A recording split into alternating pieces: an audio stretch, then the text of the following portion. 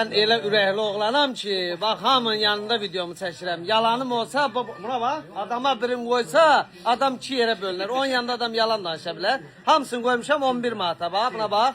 Krasovkaları hamısını, ay müəllim, danış da, danış. Cildirmə iş görmürəm, yalandan bir dənə əlimdə tutum. Mən videolarımı cəmaatın yanında çəkirəm. Buna bax, amma sən onu neçə alırsan? 11 manat, idealdır. Bax, 11 manat, görürsünüz? Allah sana sağ olsun. Var ol, başa dönərəm sən. Buna bax, amma onu da götürür. Bir dənə nədir, birini çox götür apar da.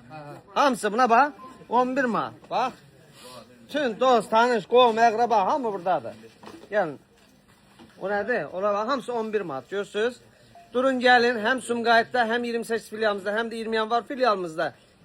Bu dəfəki indirim nə bilim, onu bilmirsiniz də mən nəyi demək istəyirəm də, yəni onu bilsəz əgər ki, bu mal necə bahalı maldır, mən sizə ucuz verirəm.